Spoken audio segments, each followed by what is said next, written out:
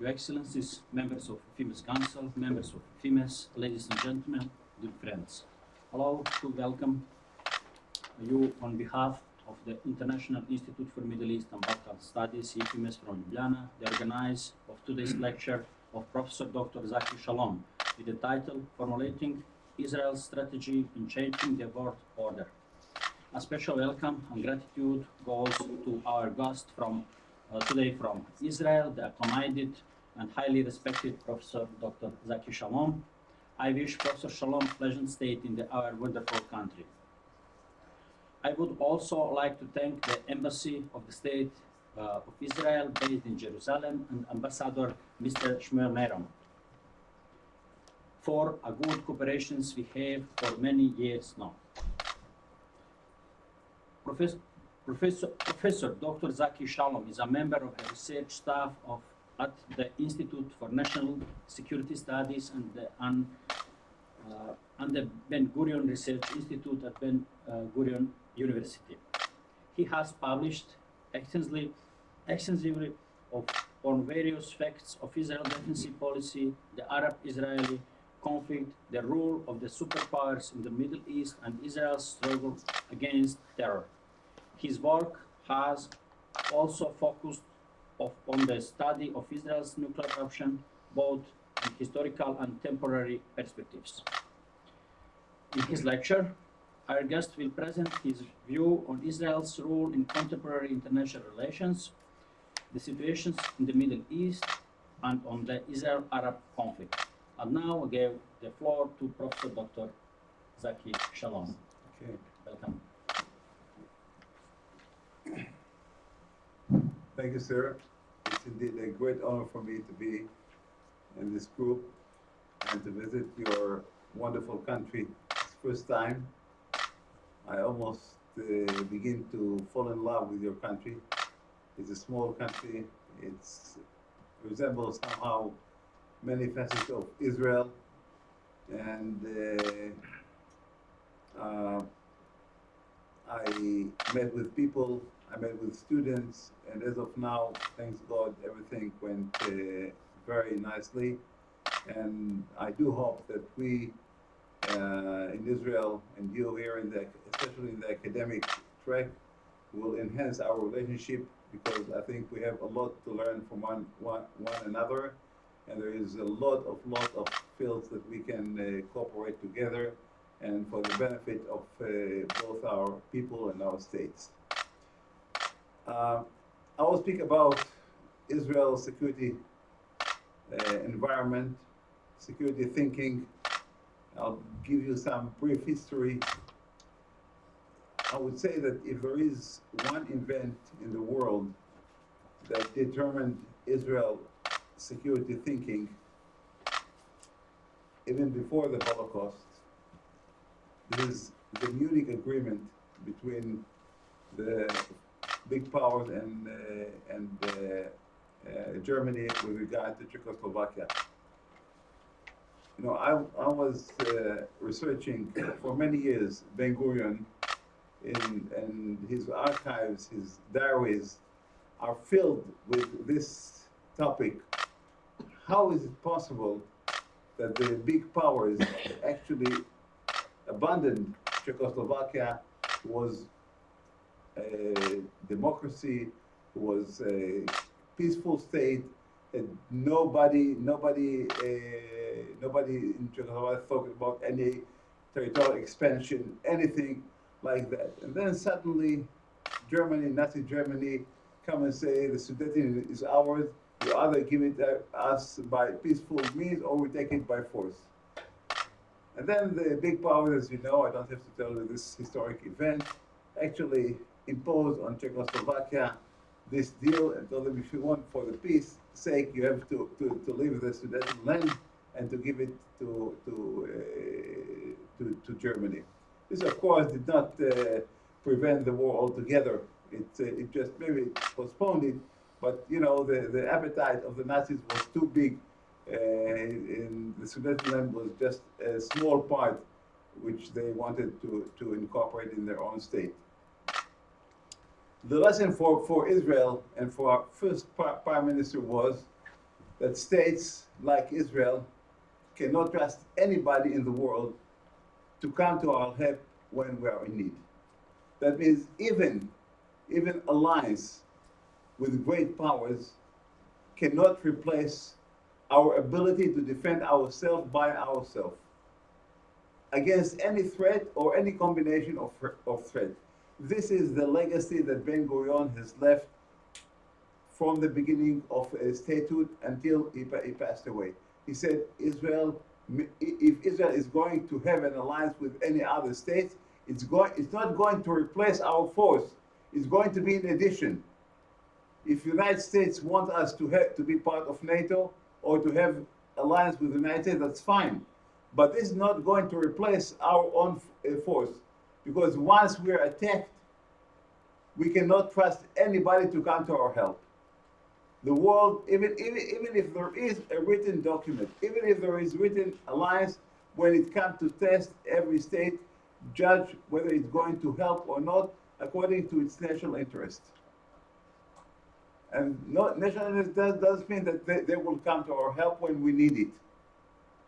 And we actually witnessed it during the Six-Day War, when President Nasser of Egypt closed the Straits of Tiran, and we had kind of an agreement with the United States that in such a case the United States will help us to open it. And we came to President Johnson and to the Secretary of State Dean Rusk, and we said, look, we have written agreement. They said, okay, but circumstances have changed. Circumstances have changed. And maybe we'll try to find a way of compromise. Maybe we'll solve it another way. Eventually, Israel didn't listen to any one of them and opened a preventive strike against Egypt. And the result of this warfare is known to everybody here. But again, what I'm saying is that this is the legacy, because if we are going now to speak about Iran and the threat that Iran poses to Israel, we first have to know that this legacy of the period between the First and the Second World War is the period that actually formulated the thinking of the Israeli leaders when the state was established. And the other thing is obviously known is the Holocaust. We are a survivor of the Holocaust, and this is something that has been crucial and a dramatic effect on the thinking of the Jewish people in Israel and the Israel government. Israel has gone to establish what we call its nuclear option. We call it nuclear option, not nuclear ability, because Ben-Gurion said, I don't care what we really have. What I really want is that the other side would think that we have a nuclear capability. What is important is not what we have in Dimona. What important is what the Arabs think that we have in Dimona. Okay? And this is the thing that will really cause the deterrence. That means that if the Arabs will ever think of destruction of Israel, annihilating the Jewish people as they used to do as the Nazis did in the Holocaust, they have to know that we have the power to annihilate all the Arab world. This is the whole idea of the build-up of what we call the nuclear option, which is now a strategic factor that has changed altogether the thinking, the status of Israel, and its image around the world. And this is actually the factor that actually also determines our relationship to the Iranian threat. And if you follow the speeches, many speeches of Netanyahu with regard to the Iranian issue, he always said, look, in 1938 everybody said Hitler is not serious. Hitler is just making a trick. He's speaking about the Jews, the destruction of the Jewish people, just in order to gain some popularity inside Germany. So don't take it too seriously. He's not going to do it. Nobody's going to think about annihilation of the Jewish people. Well, eventually it happened. 6 million of our people were taken to concentration camps, Auschwitz, Buchenwald, and others, and they're gone. They're gone. The 6 million people were killed during the Holocaust. So we cannot underestimate anybody's threat. Anybody's threat. And especially now with regard to the Iranian threat. We believe that Iran views the build-up of nuclear capability as essential and crucial national interest of Iran. For very simple reasons. If you sit in Iran, you sit in Tehran, and you look around, you see states like India with nuclear capability, Pakistan with nuclear capability, Russia with nuclear capability. Turkey doesn't have capability, nuclear capability, but it is part of NATO, which is the umbrella of nuclear capability. And Israel has nuclear capability, according to the Iranians. So the Iranians said, how is it possible that we, a state that thinks of itself, or it is aspired to be a leading state in the region, doesn't have this capability? We cannot afford it. We need it. And we believe that this issue is not under any kind of controversy inside Iran. There is opposition in Iran to the government, but this opposition doesn't relate to the nuclear capability. With regard to the issue of nuclear capability, there is a very broad consensus inside Iran. That means, in our view, even a change in the regime in Iran, and some people has been telling us, why do you go against the nuclear capability? Try to go against the regime. And we say, we believe that any other regime that would come would not change this. Maybe it would be more forthcoming toward the Western world. Maybe it would be more moderate. Maybe it would less try to go on insurgency inside Arab states. Maybe it would do that. But as far as the nuclear issue inside Iran, we believe there is a very broad consensus inside Iran. And that's why we think that a change of regime in Iran would not solve our problem. And now people say, look, you are paranoid. You are so fearful. What do you fear from? What do you fear from? Iran, even if Iran would go and become a nuclear state, it would never dare attack Israel with nuclear capability for few simple reasons. In the first place, Iran knows, or at least is estimate, that Israel has a nuclear capability and can wipe out Tehran and others in the whole state of Iran in half an hour. That's what they think. I don't want to say if it's true or not, but this is their assessment. So who is crazy? What kind of leader would undertake such a risk to attack Israel and to suffer a major retaliation against his own state? And he knows the consequences. Because unfortunately, we already know what are the consequences of a nuclear strike. So the Iranians, people say, look, they are rational people. They are rational people. They are not crazy people. They know what they are doing. They are not going to undertake such a risk to their own state. This is one thing. The other thing is, that's what people tell us, look, Israel is known to have the best anti-ballistic missile system in the world, the Arrow system. It's the best system in the world. This is not the Iron Dome, which is protecting against short-range missile.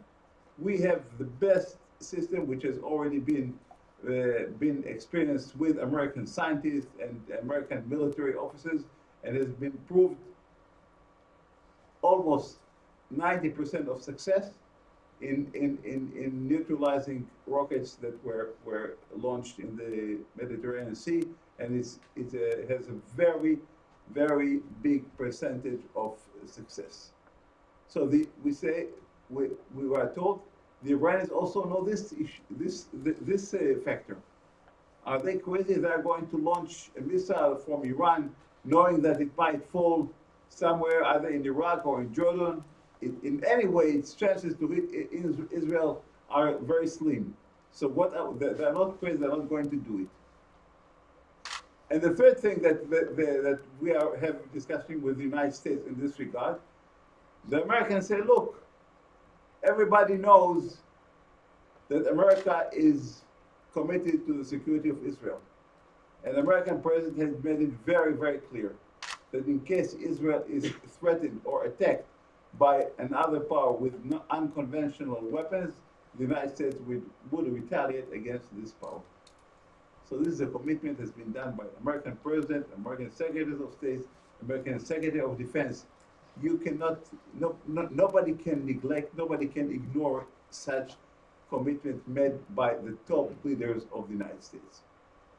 So people say that to us, look, you have got a really great umbrella of security. Why are you making this issue so obsessively? Every time, everywhere you go, you speak about Iran. You're so protected, you're so powerful. Why do you make it such a problem? And our leaders say, and I agree with them. Maybe there is just 1% of chance that we will be attacked. Maybe there is just 0.5%. But there is a chance. There is a chance that somebody in Iran would say, I will take this chance. I want to be remembered in history as the one who attacked Israel with a nuclear rocket. And then what? 200,000 Israelis would be killed.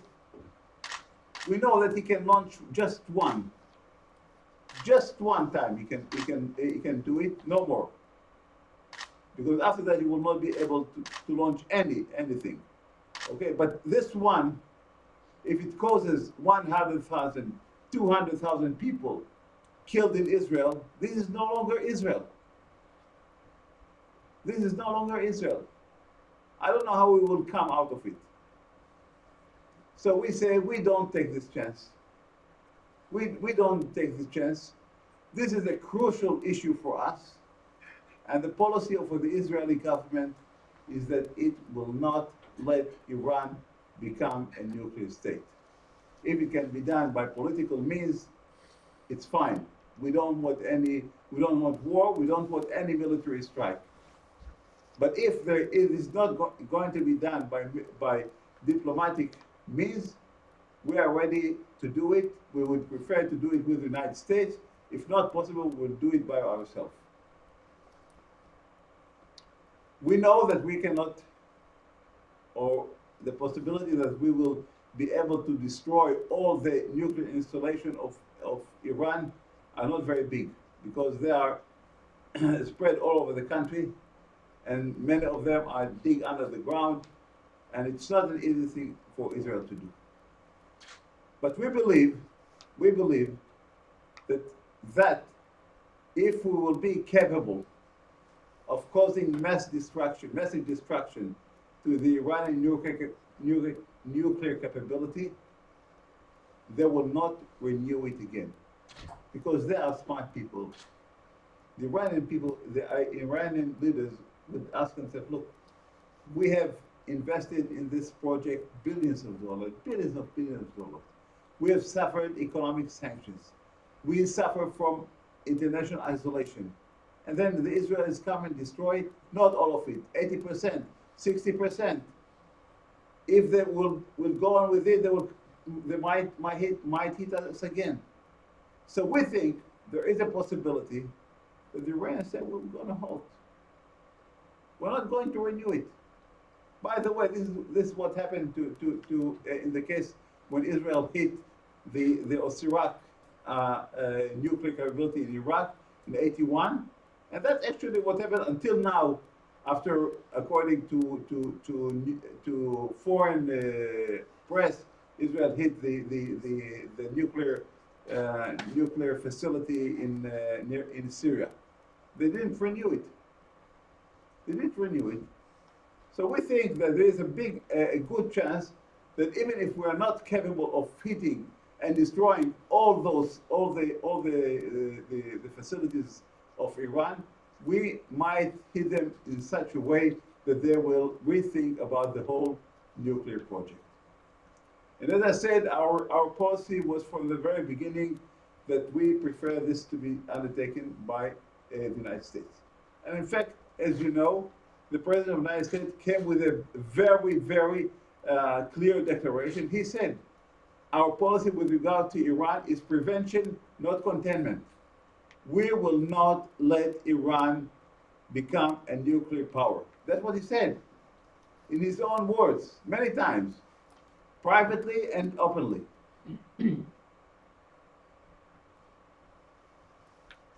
And said, we will prefer the diplomatic course, but if this is not going to work out, every option is on the table. That's what he said many, many times.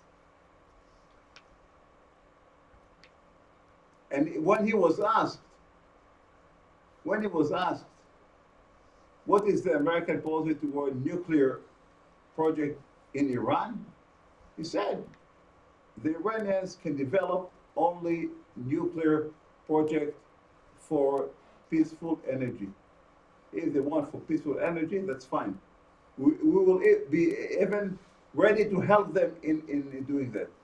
But we will not let them enrich uranium that will bring them to what your Excellency said, to the position where they will be on the course towards becoming a nuclear power within 6 months or 8 months or 9 months. That's what he said openly in his own words. And what we see now, unfortunately, is totally different course.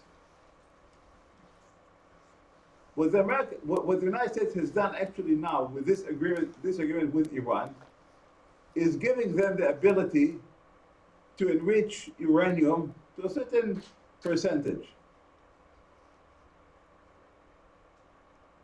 There is inspection, yes, there is inspection, but everything depends eventually on the goodwill of the Iranians. If they want to be nice, they will let the inspector come in. If they don't want, they are smart enough to drag them, to tell them, we cannot let you now, maybe you come again, we're not ready. You know, they know how to do it.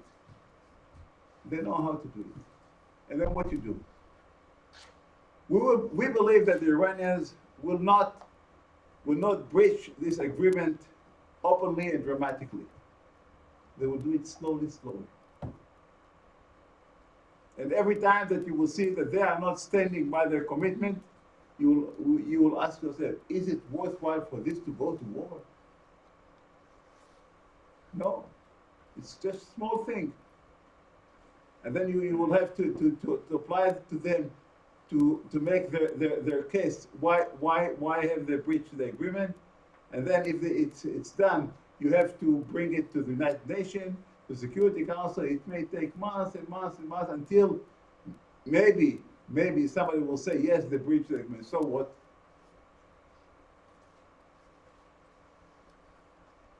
So again, we believe that what has been done in recent months with the Iranians is a very, very risky and dangerous course. If we believe that the Iranians are going to be Scandinavians, very peaceful people, not looking for nuclear capability, not putting their armies and their security authorities, Yemen, in Syria, in Iraq, everywhere, in Lebanon, in the Hamas, in Gaza. Well, that's fine. But we believe this is not realistic. We believe that what happens now with this agreement, unfortunately, is actually encouraging the Iranians to go on with their nuclear development. They see that when you are stubborn, when you're determined, the other side will actually yield and let you do what you want. And the reason for that has been said actually quite openly by President Obama in his very famous, they called after that the Obama doctrine. This was stated in his speech in West Point Academy in May 28, 2014. What he said in that is a very, is a marvelous, extremely interesting presentation. What he says, almost all the Americans' military involvement after the Second World War outside the United States were wrong courses. They did not enhance, they did not do anything good for the American interest. They were done without deep thinking, without thorough thinking, and they were, he called them adventures. Military adventures which did not contribute to the American security, American interest in any way. In fact, it cost the United States billions of dollars, thousands, hundreds of thousands of American troops being killed, and then say, what is the outcome? What did we get out of it? And now he said, my doctrine is different. I'm in favor of military capability. I'm going to enhance the military capability of the United States. But my position, that's what President Obama said, my position is that the United States troops would only be used only if the United States security, homeland security, will be in a clear and present danger. It's going to be in a real danger. I'm not going to solve I'm not policeman of the world. I'm not going to solve other states' problems. This is up to them. Yes, I will help them.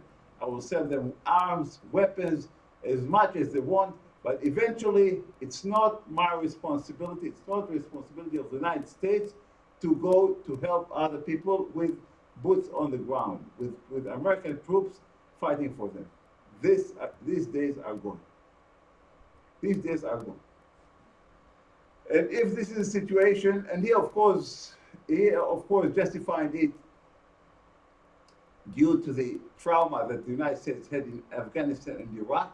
He said, we have fought years in Afghanistan and Iraq. What did we get? Iraq is totally destroyed. There is no actually Iraq. It's a disintegrated state. And look what's happened in Afghanistan. What did we get out of it? So, from Israeli point of view, the conclusion is very clear. The conclusion is very clear. And this goes back to what I said about David Ben-Gurion. Because what he really predicted is becoming a real factor. That means that if we are going to be in danger, nobody is going to help us to get out of this danger. And by the way, I think this is the lesson not only for Israel, but for many states in this region. Eventually, you have to know that if you are in danger, if you're a small state and you are threatened by outside or inside forces, eventually you have to know that you have to take care of your own problems. You have to know that not alliance, not commitment, nothing will eventually help you. You will have to do it by yourself. If somebody comes to help you, that's fine, but I don't think you can rely on it. At least we in Israel believe that eventually we have to take care of our own problems. And now the situation is like this. There is already an agreement. The Congress has actually confirmed it. There's nothing you can do now. Certainly you cannot do it. We are following, and we have very good intelligence on what's going on inside Iran. We know what's going on inside Iran. We know it. and we will wait. If these things go smoothly, as predicted by the American president, well, fine. Nobody wants to send Israeli troops or Israeli jets to hit Iran. Nobody wants it. But we have to ready for different scenarios. And I believe that we are ready for that. I believe that we are ready for that. The other thing that is coming in between Israel and the United States, as you know, is what we call the peace process or the Israeli-Palestinian issue. And this also has two tracks. One track is the political, the other track is the terror. We have been following now two intifadas.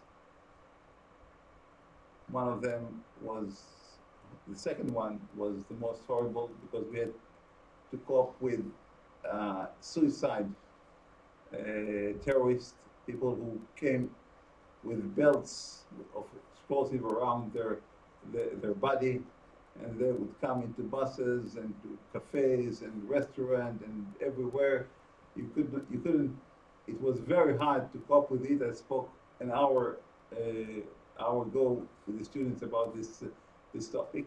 This was probably one of the darkest periods in Israel history for 2-3 reasons. One, not only because so many people were killed. In 1 month, February 2002, 132 Israelis were killed in those explosives inside Tel Aviv, in Jerusalem. And the greatest problem was not just the fact that Israelis were killed, but because many people thought there is no way to cope with this terror. And I told the students that one of the things that people used to say, how can you cope, how can you threaten, how can you deter somebody who wants to die? If somebody is carrying out a crime here in Slovenia, in Israel, in the United States, you can tell them, look, you're going to be punished by death penalty. You're going to lose your life. But if somebody says, I want to lose my life, I'm coming to lose my life because this is something sacred for me. So how can you deter him? How can democracy deal with terror? When you have the judicial department who asks you everything, is it legal or not legal? Can you arrest him? You cannot arrest him. Can you deport him from home? Can you destroy his house? Everything is under the judicial view, and you cannot run away from it in Israel. And then there is the international bodies who, for everything, inspect you. And people are killed, thousands in Africa and Asia. But if there is one Israeli or one Palestinian killed in Jerusalem, it's the head of the New York Times. We are always in the headlines of the news, always. I remember that President Kennedy once asked Golda Meir, what would be your happiest day in your life?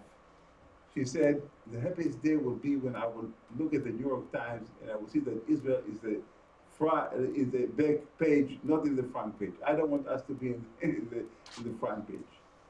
But this is not really realistic, because the world is looking at us differently than it looks on other countries, other nations. They expect us to be different. They expect us to be more moral. They expect us to be different. This is the situation. And by the way, I think this is an honor for us. This is an honor for us. But it puts on us certain constraint to deal with this issue of terror. But eventually, if we look at the history, the suicide terror, which began in 2000, when Ariel Sharon went up to the holy place near Al-Aqsa in September 2000, it ended in 2005, 2006. Since 2005, until now, there has almost been not one single act of suicide inside Israel. Not one single. So those who say democracies cannot deal with terror, they can come to us and learn that yes, you can deal with it. You can deal with it, with the constraints, with the problem, with the criticism. Eventually, we did it without taking too harsh acts against the Palestinian population. I know they suffer from what we're doing, but it's not our aim to make them suffer. We put blocks and we put soldiers and we put constraints on their transportation, not because we want it, but because this is needed by our security. And we hope one day we will not need it. And the other cause, as I said, is the political course. We are engaged since the Oslo Agreement, September 1993, in a kind of ups and downs in the political track, the peace process with the Palestinians. We know exactly, or more or less exactly, how a settlement will look like. We know it. Israel will probably have to withdraw from large part of the West Bank. The line will go somewhere along the barrier that has been constructed, plus minus, I cannot say exactly. Jerusalem will have to find a certain kind of compromise in which the Palestinians will have their share, we will have our share. And basically this has been also agreed by the United States. If you look at the letter that President Bush wrote to Prime Minister Zaki Shalom on April 14, 2004, he said we have to recognize that new demographic realities has been formulated in the West Bank, and in every peace agreement this must be recognized. That means that areas in the West Bank that are densely populated with Israeli settlers will remain eventually in the hands of Israel. Maybe Israel will have to give it for it in exchange some territory inside Israel, I don't know. But eventually the agreement is more or less clear. Now what stands is obviously some issues on how we are going to get to this agreement, and as you know, the big suspicion, distrust that we have in each other. We don't believe that they are going to fulfill the agreement. They don't believe that we are going to fulfill it. And if you hear Netanyahu, he says, look, we have withdrawn already from territories. We withdrew from Lebanon in 2000, May 2000, to the international border. And what did we get?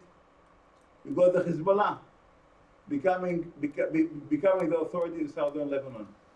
We withdrew in 2005 from Gaza, and what did we get? We got the Hamas. And now if we were going to withdraw from the West Bank, who is going to come?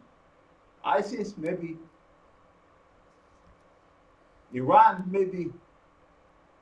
We can afford it. We have a very, very small margin between the sea and the West Bank. This is only 15 kilometers.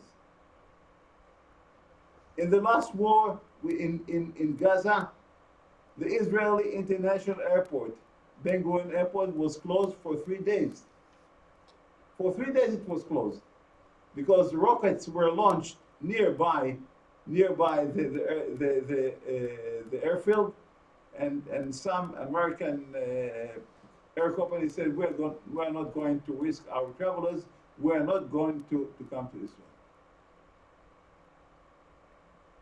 If this would have been last 2 more days or 3 more days, this was the victory of the Hamas. You can do whatever you want to Gaza. You can hit Gaza. You can destroy Gaza. But if the Hamas manage to close the Israeli international airport for a week, he can really claim a victory, and rightfully so.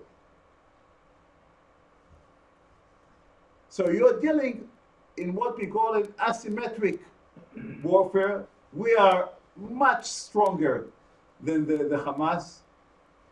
We're much stronger. Everybody knows it. We have fascinating technology. We have fascinating abilities, military abilities.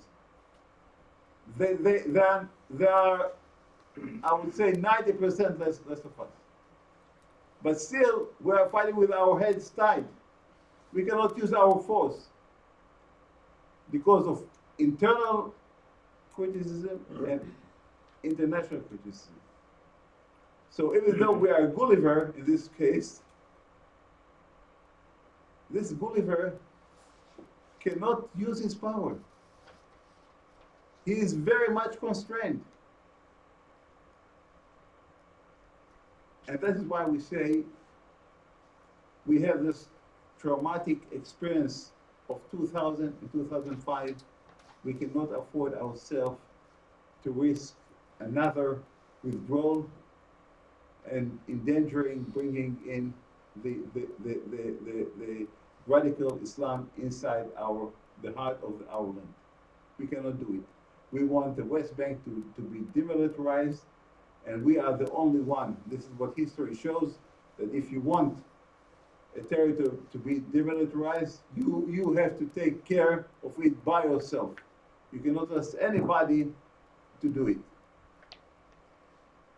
In 2006, the United States forced us, Condoleezza Rice forced us to withdraw for some part of Gaza, and said, European inspector will be there, don't worry. It took just one act of terror, and all of them ran away. They didn't want to come back. And this was the Philadelphia Axis. People in Israel know it. They said, we're not going to risk our life for you. It's your problem. So again, demilitarization means that you, and everybody who knows the history of Europe, with Danzig and with other cities, if you want to keep a place really demilitarized, that no arms will come into it, you have to be the one who guards the entrance and of everything that comes inside the territory. And to that, the Palestinians, as of now, do not agree. And this is one of the problems, but this is a major problem between us and the Palestinians. So to be realistic, I don't see that in the near future there is going to be an agreement between us and the Palestinians. And I said it many times, that under these circumstances, we have to live with disagreements. This is not so bad. Many people live fine with disagreements. Many couples live with long disagreement between them, and they live very nicely. You don't have to agree on anything. You have to know that you live with controversy, and you disagree, and you try to maximize the advantages of this situation. It doesn't have to go into war. You don't have to go into war or to military strike just because there is disagreement. In this world of ours, many countries in the world have territorial disputes between the other. Many countries. Look at China and Japan. Look at Japan and Russia. Look at Britain and Argentina. Many countries have disputes. They don't go to war for that. They live with it.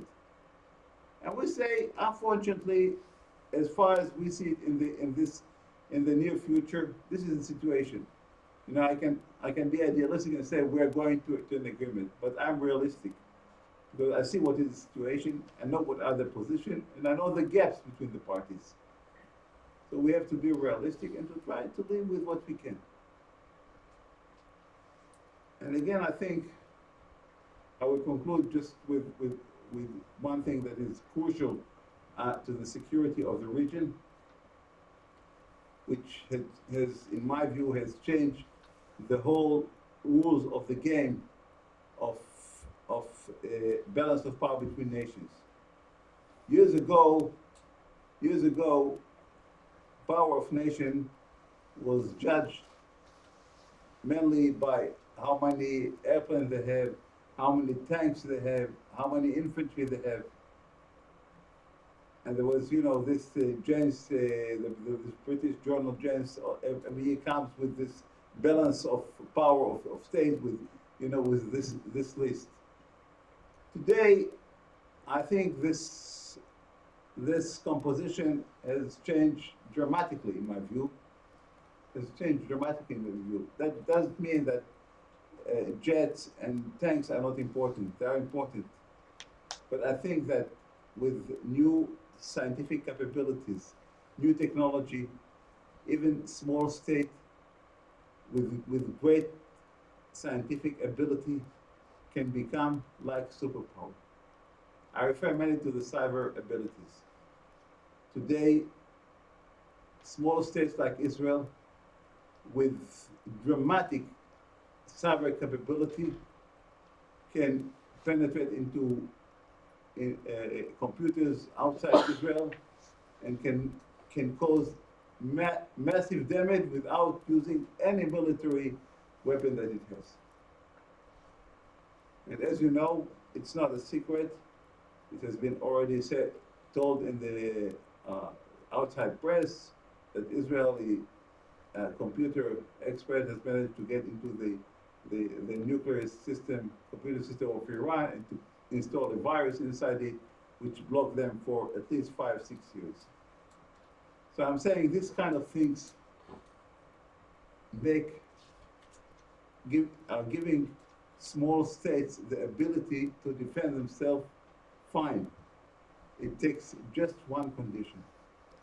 States have to develop and to put their energies and their money and their resources mainly and dramatically on education, technology, and science.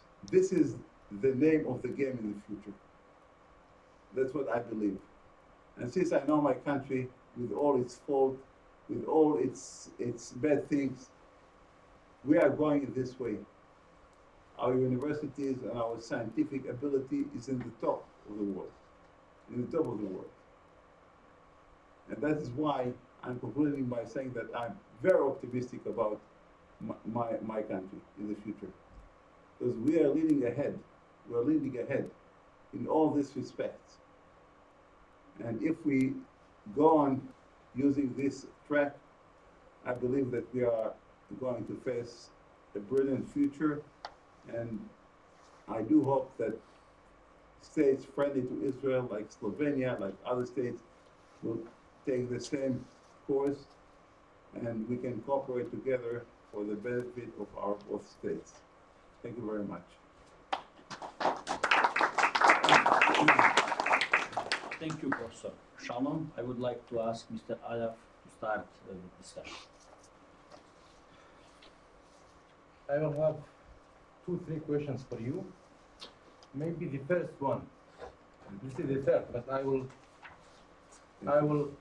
put it as the first. Why? Because you talk in the middle of the lecture regarding about the American policy. What about the U.S. policy toward Israel during the 2 Obama terms?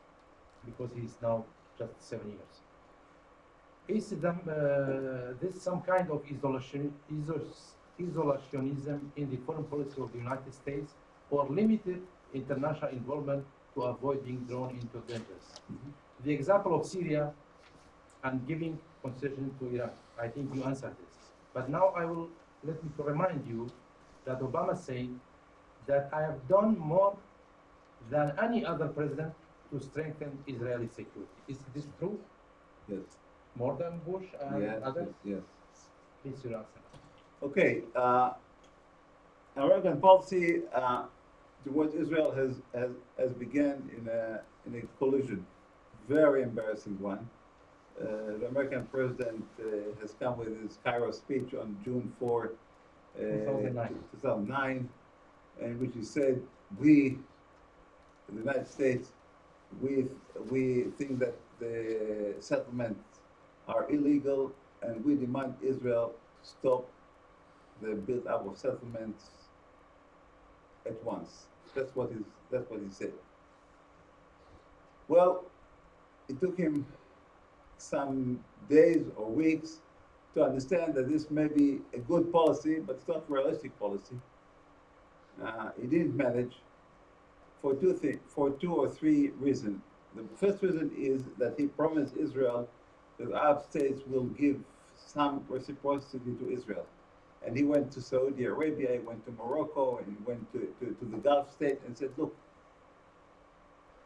I want to ask you to give the Israelis some symbolic concession, that they will feel that you're reciprocating to what they are doing. And what he asked Saudi Arabia is not a big deal. He said, please let El Al flights to the Far East to go through the airspace of Saudi. That's all. And he went to the Gulf state and said, please open a department of interest in Israel, in Tel Aviv, something commercial, not diplomatic, just to show that you are doing something.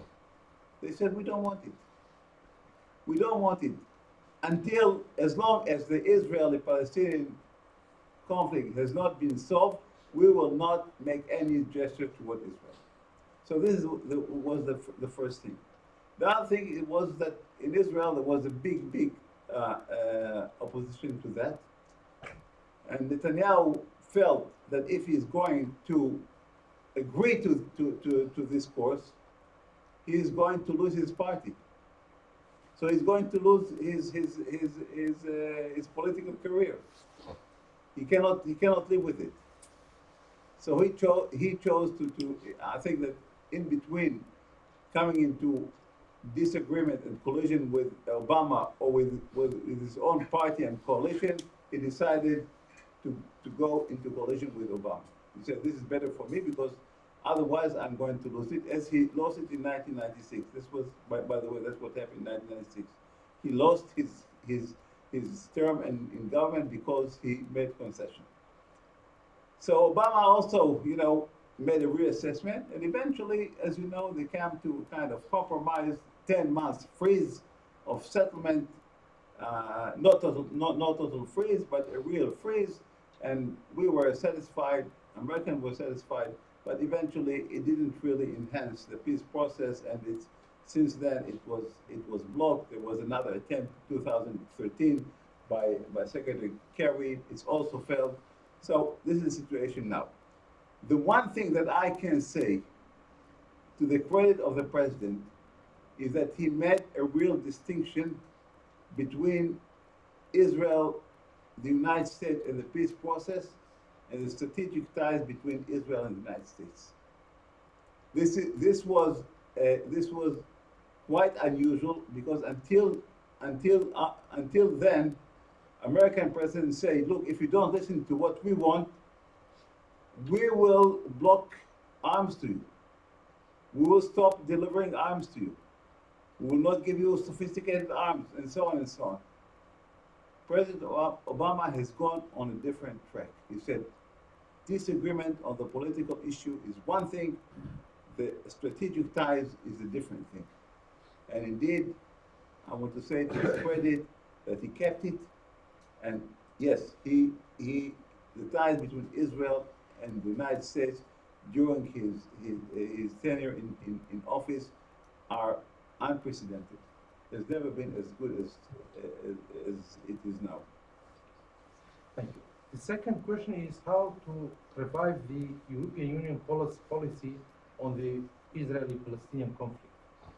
The view of the Israeli political parties about European Union policy and engagement. I didn't ask you about the government, but political parties, because political parties, I think some of them they are against. In Israel? Yes. Engagement of the European Union. Yes, we look. It's not secret that in Israel the feeling and the assessment is that the European basically, not all of them, but basically the Europeans are not balanced in their attitude towards Israel and the Palestinians. This is at least the policy of our government, and as you know, just a few months ago, the French were about to introduce into the Security Council a resolution which actually would sort of impose on Israel a settlement according to a map of border that will be determined by the great powers, and the one that will not follow this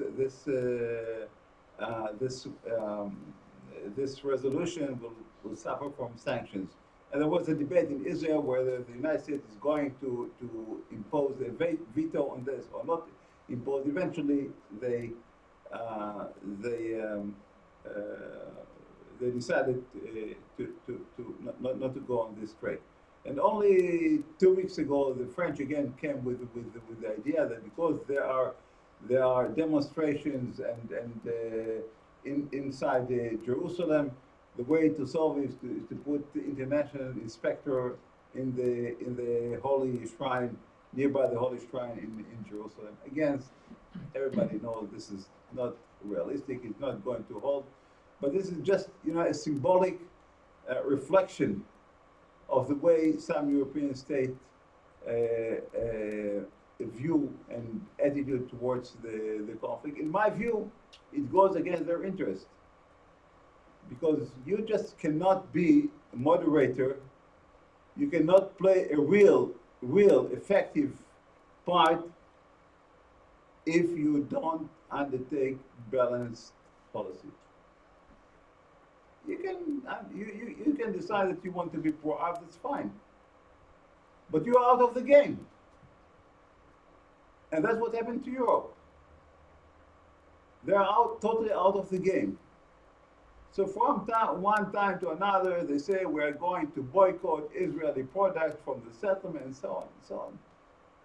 Eventually, as of now, it doesn't really have any significant effect on Israeli economy or inside Israel, but it just reflects a bad atmosphere coming from Europe to Israel. As I say, eventually it goes against the interest of Europeans, because they could play a major part, much more effective part in the peace process, but they choose not all of them, but they choose to take a different course. So this is the situation as of now. The next question is searching for a good neighbor or a good friend, not outside. I am talking about the region. And I will ask you about Turkey as a case for this. You are optimistic regarding the relations. I spoke with the Excellency of the Ambassador to Turkey, former one, about Turkish policy. Unfortunately, it's one Davutoglu. I think it's clear that at a certain period of time they've undertaken different course towards a kind of more leaning towards Islamic, radical Islamic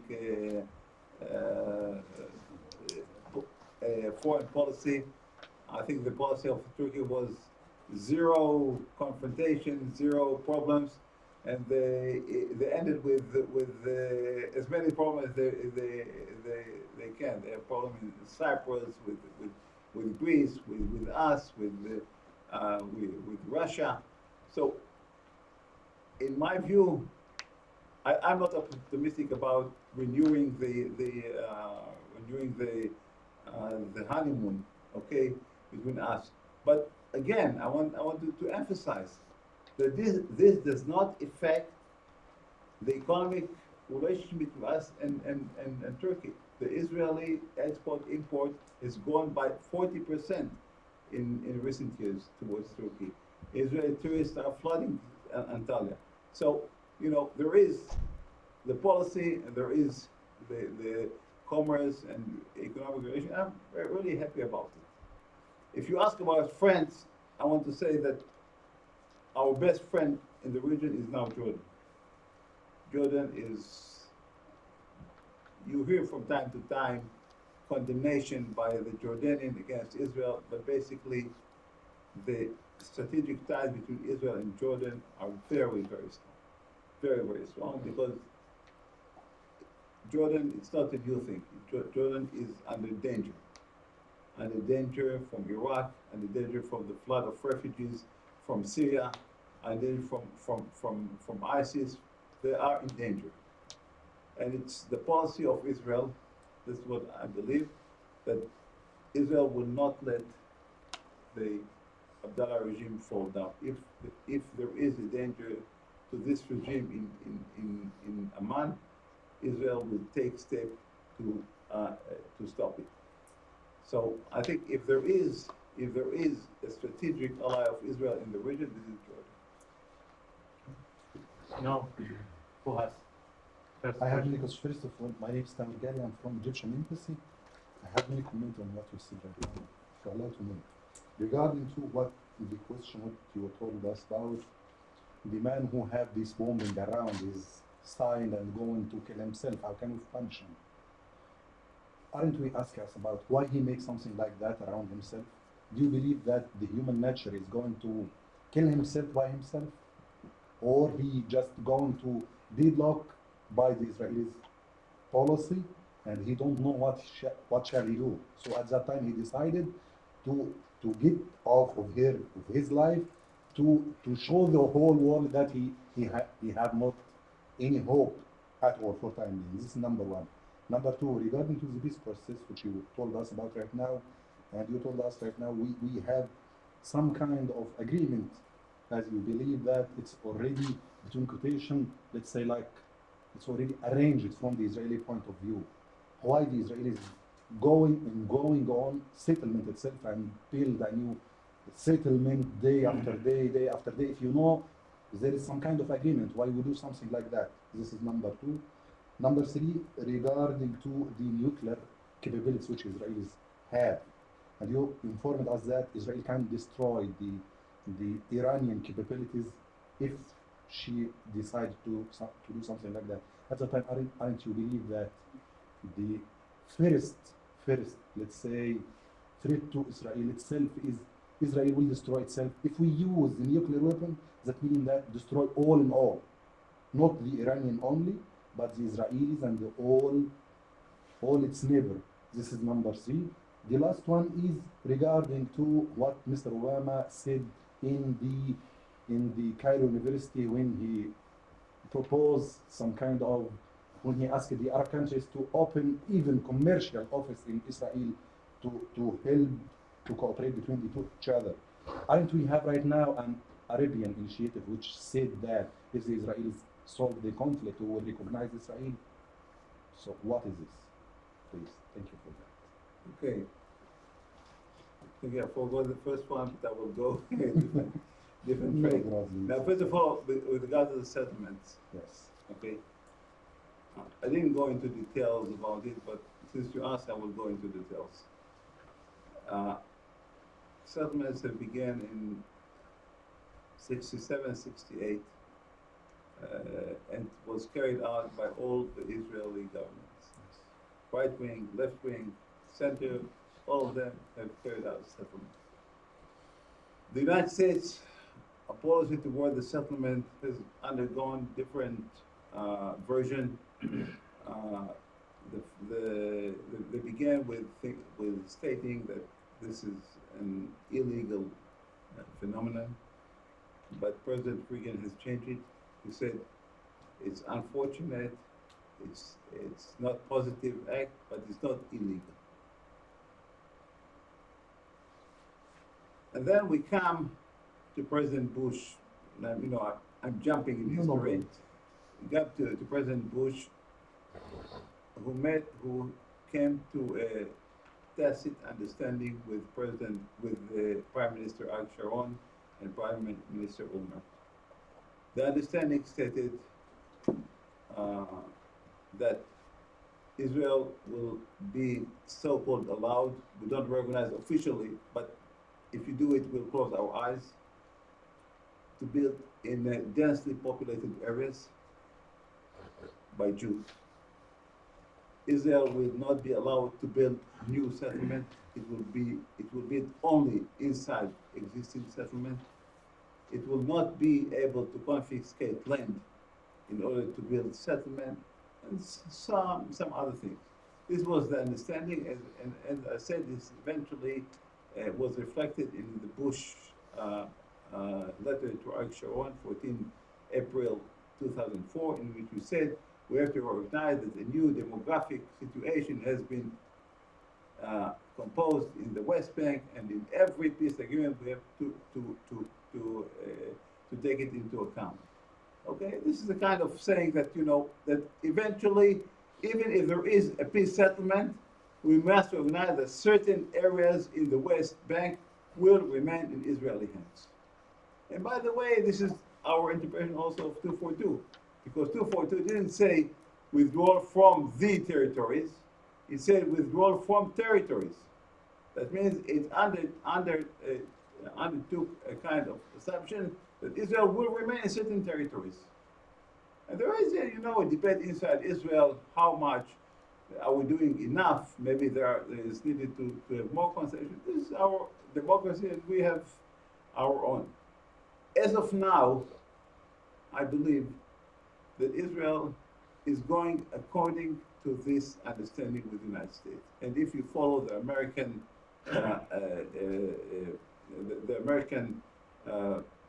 policy towards Israel, in recent years, you have almost heard not one single condemnation of Israel with regard to the settlements. Only there was once, I think, in Jerusalem, but eventually, basically, the Americans know exactly what we are doing. Even if we are building a small hut in the West Bank, the satellites see it, and they know exactly what we are doing. Okay? So they close their eyes. So this is the policy, I think, of Israel, and I think this is in a broad consensus inside Israel. And as of now, I think this does not really block a settlement, because in any case, when we will come to an agreement, we will demand that densely populated areas will remain inside Israel. Okay? So this one thing. With regard to nuclear ability, Israel built its nuclear option not in order to attack others with its capability. It was done in order to prevent another Holocaust in Israel. That's what to say.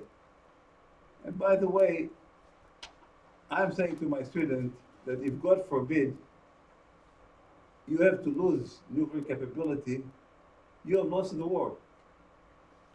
You have lost it, because a nuclear option is meant only for deterrence.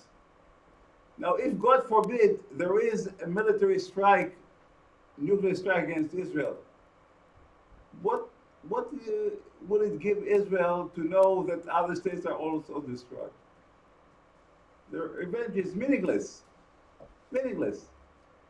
The whole idea of nuclear option is to prevent anybody from thinking of attacking us, because he will know the retaliation. But if, God forbid, it doesn't work, what's the use of revenge? Okay? The Saudi plan or the Saudi proposal or the Arabian proposal, yes, is it good? Who prevents the Saudis to come to Israel and say, let's talk about it? Who prevents them? Who prevents the Saudis, the Bahrainian, the Abu Dhabi, the Dubai? Why don't they come to Tel Aviv and say, let's talk about our plan? You say your view, I say my view. You cannot put a plan and say, look, you accept it altogether as it is. No. Settlements by states are done by dialogue. You give something, I give something. I think this is a very positive plan. I think it's a great advancement.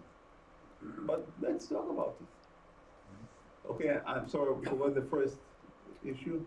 Regarding the suicide bomber. Okay.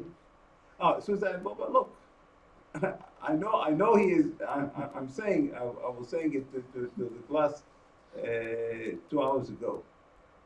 The problem is that I know that those who are doing it believe that they are doing it because they believe in their cause. I know it. I know this is the greatest problem. And that's why I said to the student, I think this lady was in the class, I said, it's a big problem because there is conviction in the other side, and because he's highly motivated and he believes in what he's doing. This is a problem. And the greatest danger in this regard is when you underestimate the motivation and the capabilities of your rival. You have to know that your enemy is capable and smart and motivated, and never underestimating, because once you do it, you lose the game. Thank you. Another question? Please. Dr. Petric? Professor, it was very interesting to listen to your presentation. It is, of course, I would dare to say that many in this audience do not agree with several things which you have said. But a democratic dialogue, learning what the others are thinking, it's always a productive thing. So I thank you for your statement, which was very clear. There are certain things which, of course, also I could agree, some which I would agree. I know, yes, that Israel is, you started with the Munich Agreement, and later on, of course, the first war in 48, 49, started to destroy Israel. And the idea of eliminating Israel as a state was there for several decades. And a few years ago, even in Tehran, the then president used to say many times, we will destroy Israel as a state. So a state in such a situation, of course, has a good reason to take care for itself. And maybe the logic of thinking there is different than in the logic of thinking in a state like Slovenia, where nobody disputes our existence. Nobody wants to eliminate us. We may have a dispute here and there, but we are neighbors, and so on. So, many times when we look at the situation, we don't understand the special complication of the Middle East dispute, or better, or maybe simply to say, the Palestinian problem. Of course, one should not, on the other side, and I had the opportunity to serve as the chairman of the board of directors of the International Atomic Agency, and I was a member of the board, and I was chairing the board. So I'm pretty much involved in the 10 years ago, 8 years ago, in the Iranian nuclear problem. And I can assure you, because of a kind of loyalty to my function at that time, I will not go into details. But certain things were known to me. But something was there also in the air, that of course the Iranians had their preoccupations with their security.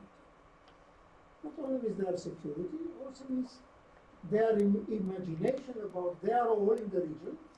With another word, they felt isolated, prevented, blocked all sides, which also radicalized their opinion. I have a feeling now that with the last developments, in the last 10 years, although the problem is still there, but many things have changed. I believe that even in Israel, the idea of two sovereign states, two good neighbors, Palestine, Israel, is basically accepted. Yes. I even believe that in Iran, I don't hear last few years statements about annihilating Israel. So there's also a kind of optimism there. that things are changing. That in a way, a realistic approach is slowly prevailing. If I would have a comment on the Israeli policy, I would say that maybe, and I could understand the reasons for that, you could use more the opportunities which are coming with time.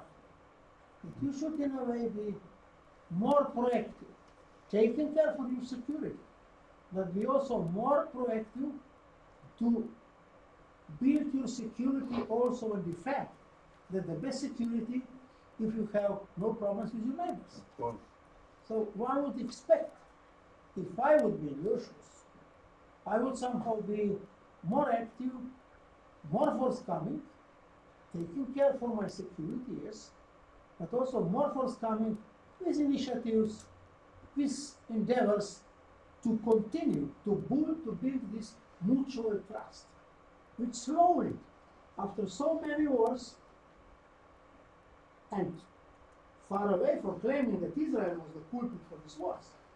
You know, both sides sometimes, whatever, it's not important. But the idea there that we can live in peace together is getting grounded slowly. And I would expect more activity of this. I will only ask you with this comment, I don't want to go anything to that because you are the lecturer, not me. Yes. Two questions. One question is according to you, I agree, in Iran all want to have nuclear weapons, that I know. I was involved in that, I don't know. Like everybody in Russian Federation wants Russia to be a big power again. Even a taxi driver wants that and the politician wants that. That's clear. In Iran, they believe that will bring them not security so much, but equality among the powers. yes, yes. They want to have that. Yeah. But still, do you notice that their rhetoric is slowly changing? I have a feeling it is. I would be glad to have confirmed by you, because you watched it. And the next question, the second question, Professor, you have, of course, yes, there will be a territorial settlement, there should be a settlement for Jerusalem, whatever, a kind of special status, etc., etc. But you didn't touch one of the problems, which is extremely important. And I see very little chance how to handle it. The right to return, the refugee problem, the right to return. Could you maybe have a comment on that? Thank you. Okay. Yes, this is one of the problems. We have actually three main problems with the Palestinian. One is the borders, the other one is Jerusalem, and the other one is what the Arabs call right of return, Palestinian right of return to Israel. When Olmert was prime minister, he summoned Abu Mazen to his office, and after many meetings, he offered him almost 90%, over 90% of the West Bank to be in the hand of the Palestinian. The Jerusalem part of them, especially the holy places, would be under international governorship, and that Israel would agree to a humanitarian right of return. That means people who wants to gather their families and so on, we will let them. But the issue of right of return is in a very broad consensus in Israel, that we cannot allow a flood of Palestinians coming to Israel because we are a Jewish state. And this was said in the Declaration of Independence. We want to be with a majority of Jewish people. We have already a minority of about 20% of the population. We don't want to change it. So this is under agreement, and even Prime Minister Olmert, who has gone as far as anybody else in Israel towards the Palestinians, said, this issue I cannot go on more with that. I will agree to thousands of Palestinians coming to Israel to reunite families and so on, but not a flood of the Palestinians. So this is one issue, and this is one of the problems. Yes, this is one of the problems. There are others. Problem with, I did mention also the Israel demand that the Palestinians will recognize the Jewish state, will proclaim in Arabic. He said, I want Abu Mazen to say in Arabic that he recognized Israel, not Israel, but Israel as a Jewish state. Okay. So just one of the problems. There are many problems. That's why I said, realistically, the gaps are too big, and I don't see an agreement coming in the near future.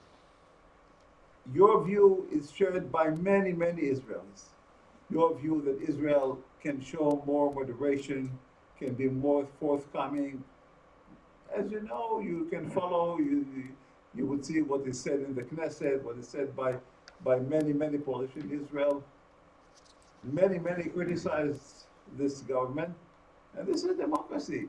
He won the majority in this last election, and he is the leader of the state of Israel. Okay, but your viewpoint is shared by big groups inside Israel.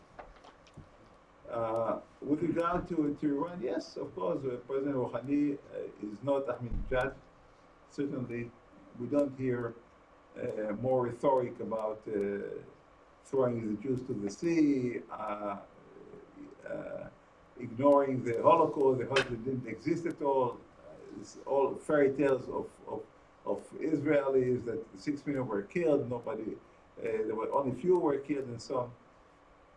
Rouhani is different. But if you ask me, is he different in what he is doing? No. Still, the government is harsh on human rights, on homosexuals, on the ability of people to express themselves. They are very harsh, very harsh. And yes, in the rhetoric, they look nicer, they look more modern, they look more Western, and this is causing us a problem in a way. But we will judge Iran not by its statement, but what they are doing on the ground. That means we will look especially how they fulfill the agreement. And if they fulfill the agreement, and we will be more than happy, because we are the last one who wants to use any kind of military capability against Iran. We know the risk of this. This is not a fun story. It's a very dangerous thing to do. Okay, and I believe that we will take it only if we'll see that there is no other choice of stopping Iran from being a nuclear state. Thank you very much for your answers. Please, yeah. I hope you enjoyed this lecture and discussion as much as I did. I would like to thank Professor Dr. Zaki Shalom for his interesting lecture, which will help us understand better the situation in Israel and the Middle East in general. At the end, I would like to invite you to our next lecture on 17th November at 4:00 p.m. Our guest will be Mr. Zoran Zaev, opposition leader in Macedonia, chairman of Social Democratic Alliance of Macedonia. Thank you. Thank you very much. It's a pleasure. Thank you.